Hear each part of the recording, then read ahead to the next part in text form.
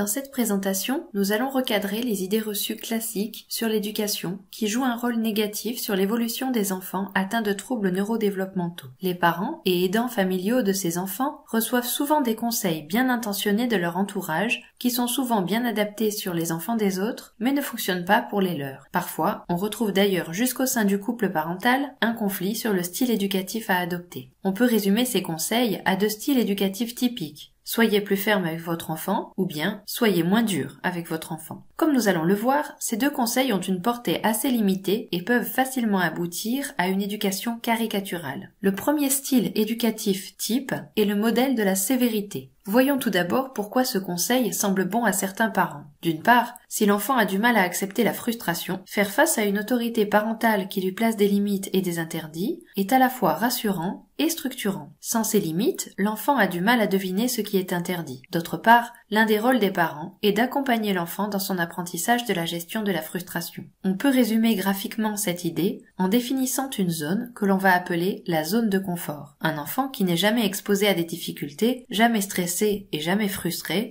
ne sort jamais de cette zone de confort. Il n'apprend donc pas à gérer les difficultés de la vie quotidienne. Lorsqu'un enfant sort de sa zone de confort, il expérimente à court terme des émotions désagréables. En apprenant à les gérer, il se développe. On va dire que l'enfant explore sa fenêtre de tolérance. Cependant, pousser l'enfant à trop s'éloigner de sa zone de confort, c'est courir le risque de dépasser sa fenêtre de tolérance. L'enfant se retrouve en zone de rupture, ce qui va lui faire subir un conditionnement aversif. L'enfant subit un psychotraumatisme, peut entrer en crise et va se croire incapable de sortir de sa zone de confort. Il développe une forme d'impuissance acquise face à la difficulté qu'il vient de subir. Les limites doivent par conséquent être adaptées à l'enfant. Les règles doivent certes viser à intégrer l'enfant dans la société, cependant, elles doivent respecter les limites de l'enfant en termes de tempérament, d'âge mental et de déficit neurocognitif. Par exemple, de la même manière qu'on ne demande pas à un enfant en fauteuil roulant de monter un escalier sans aide, on ne peut pas demander à un enfant présentant un déficit en régulation émotionnelle de réguler ses émotions sans aide. Il en est incapable. Autre exemple, on ne demande pas les mêmes comportements à un enfant de 5 ans ou à un enfant de 15 ans. Le second style éducatif type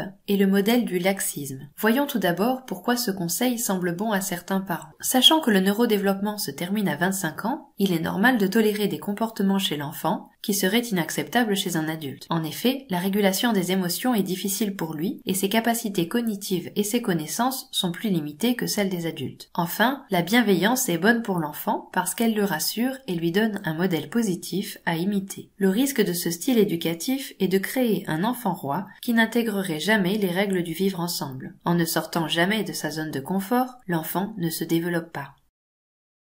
Le rôle du parent n'est pas d'empêcher l'enfant de souffrir, mais d'être à ses côtés et de le soutenir lorsqu'il souffre. On gardera donc en tête qu'éduquer, c'est accompagner l'enfant dans une exploration de ses difficultés en respectant ses limites. Comme chaque enfant est différent et présente des limites différentes, aucune recette de cuisine ne fonctionne pour tous les enfants. En effet, chaque enfant a un tempérament unique. Par conséquent, une parentalité efficace nécessite de s'adapter aux besoins de l'enfant. La bonne méthode éducative se construit par essai-erreur et nécessite parfois du temps et des efforts. La démarche de parentalité peut être épuisante et déconcertante car l'enfant présente des limites inattendues et difficiles à comprendre pour le parent. Il n'y a donc aucune honte à chercher de l'aide auprès de professionnels pour améliorer ses compétences parentales. Merci de votre attention et à bientôt sur pipsi.org.